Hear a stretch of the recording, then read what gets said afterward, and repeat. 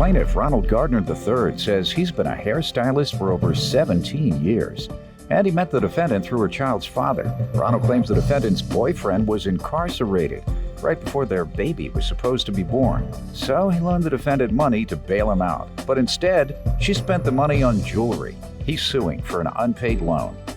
Defendant Dominique Clay admits that she borrowed money from Ronald for the bail money, and she insists that she gave that money to her boyfriend's attorney. However, the attorney disappeared, and her boyfriend is still in jail, which is why she's been unable to repay Ronald. Prove your case. Well, first of all, I'd like to say good morning, Your Honor. Good morning. And congratulations on years of success. Thank you. We watch you. We watch you all the time in our salon. You're on every plasma. Really? Yes. All right. What city? Rochester, New York. What's the name of the salon?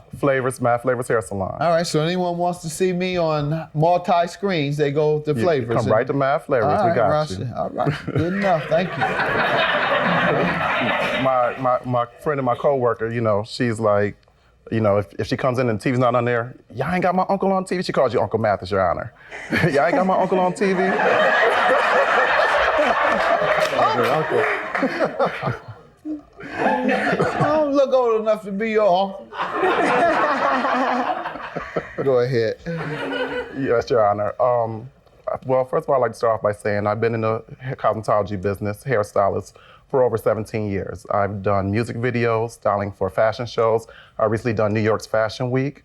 And I've participated in Atlanta's Bronner Brothers. Actually, I won several of Atlanta's Bronner Brothers hair battles. That's a big deal. Yeah. That's a big deal. Thank you very much. How about my buddy started out years ago in Detroit, and I think his tour went national. Hump the Grinder? Hump the Grinder, yes. I've heard of Hump the Grinder. I didn't compete against him, but I have heard of Hump the Grinder. Then, we have... have... Little Willie. Little Willie from Detroit? I actually trained under Cool C. All right. Yeah, I know a few stylists from Detroit. Let's just break it down. Who has the reputation for the top hairstylist in the country? Let's see. Well, there's so many there's so many good stylists, Your Honor. I can't just put. There's a city that has a reputation, though. I'm sorry. You're right. Detroit. Detroit is the hair. Detroit is the hair capital. I'm sorry about that. Clear. Plaintiff Ronald Gardner III says he loaned the defendant money to bail her boyfriend out of jail, but instead she spent it on jewelry. Go ahead. About 2.5, 3 years ago, I met Miss Clay through a family friend, which later on became her child's father. He brought her into the salon. Our salon has a reputation of turning beasts into beauties. Not saying that Miss Clay is a beast. She's very nice looking. I'm nothing towards her, Your Honor. So I met Miss Clay. Her child's father brought her in. She came about 2 or 3 times, probably a few times more that I can't remember. I do a lot of people. She didn't tip, but I didn't tip at all? She didn't tip at all. You didn't put any strange dye in her hair, did you? You didn't do anything like that? She wasn't paying for it, so I can only believe that that's why. Go ahead. Around early 2008, Ms. Clay Child's father was arrested for gun charges, I do believe, if I'm not mistaken. In April of 2008, I got a call from her and her child's father. They were asking if I can help contribute to bailing them out so he could see his child being born. Well, he did not get bailed out, and the bad thing about it, he didn't get to see his child born. Mm-hmm. And that was my whole purpose. I don't loan money, but he said he wanted to see his child born. He wanted to be there to help Miss Clay. So I said, okay. So you did loan or give how much? I did loan her $500. Okay, let me get some background from her, then we'll get back to you. Sure. Yes, sir. He did do my hair. I known him about 2.5, 3 years through my child's father. He basically paid for my hair. That's why I didn't tip. I'm sorry. Your child's father did? Yeah, my child's father didn't tip. I'm sorry. You didn't know he wasn't tipping? No, I didn't know. Okay. I didn't know what the arrangements was. He just told me, come on, I'm taking, get your hair done. We got my hair done. Right. Basically, in March of last year, he got arrested for traffic violations. Basically, he got caught driving without a license too many times, and it became a felony. Mm-hmm. So they kept him, and he needed to be bailed out. At that time, I was 7 months pregnant. We were trying to find people to, help us to bail him out. We rounded up about $4,600, $4,500, and he wanted me to call Ron, which I know him from just doing my hair. I don't really know him that well. So I called Ron, asked him if he would help us with the $500. He agreed. He also spoke with my daughter's father. They agreed that once the bail money was released, he would be paid back.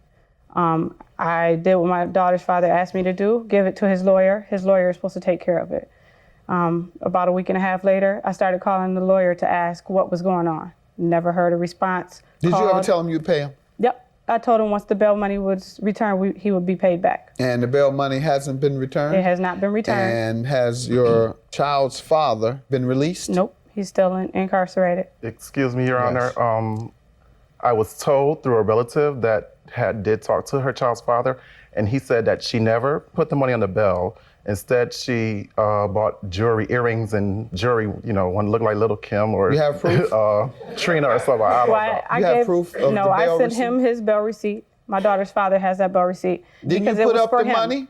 It was for him. It wasn't for me. But who put up the money? Who went and paid the bail bondsman or paid the court? I just took anything to his lawyer. I don't know what happened from there. I did what my daughter's father asked me to. All right, and you don't have anything from the lawyer indicating that the money was paid? Okay, I'm going to have to hold you liable then. You promised to make this man whole, and you haven't, and you're unable to provide adequate defense by proving to me that the money is still there. He tells me you haven't shown him anything, and he's the person you need to be showing, not the lawyer. Unless you can prove to me that he can count on getting his money, you're going to have to pay him his money. Plaintiff Ronald Gardner III says he loaned the defendant money to bail her boyfriend out of jail, but instead she spent it on jewelry. Your witness want to speak? Yes, Your Honor. State your name, niece. Hi, Judge Mathis. My name's Audrey Gayton, and I basically was a witness when the day he loaned her the money. I came in early on in the morning. He had just flew in from New York because he was back and forth working in 2 cities. He walked up to me and asked me, could he borrow $250 to the end of the day? It was the morning time. Miss Clay, she was there. She followed him in the car, and they drove up to HSBC to the bank to get the difference of the money, and I was a witness to that. And when he came back, he said to me, this was his exact words, I shouldn't have did that. I didn't want to do that. And I asked him why. He was like, because I don't feel like I'm gonna get my money back. And I was like, well, just give her a chance, give her a couple of weeks or however long she said. And months and months and months went by, and he never received his money, and times is hard right now. Yeah. And she agrees that she hasn't given him his money back. She says... I actually spoke with him in May, and I told him that we hadn't heard from the lawyer, didn't know really what was going on, that the bail money had not been released, and that if I needed to give him whatever I could, that I would. So you knew in May that you needed to prove to him that the bail money hadn't been released, and you still haven't proven it to him. All you had to do is get the lawyer to write 2 sentences to him saying, Mr. Gardner, the bail money is still pending at the court, and therefore it won't be returned until at the conclusion of his case, or something. Tell the man something to prove that what you're saying is true versus what he's been told. He's been told that you're running around here trying to look like Lil Kim, and that's where you're spending all your money. Actually, and so you should have told him something. Last comment. Yes, Your Honor. She did sign a promissory note saying that I would get it back within 2 weeks. Let's see that. Did you do this? I did write that once I was using the money for Charles to get bailed out. Once the bail money was released, he would get his money back. That was not for me. You say which should be April 29th. That's when he was supposed to be released, but he never was released. Your I had my Honor. daughter May 5th. He called me while I was in the hospital. If he wasn't released, that means you weren't able to meet the terms of the agreement. Since you made the agreement, you have to pay $1,000 for the plaintiff. Have a good day. Thank you, Your Honor.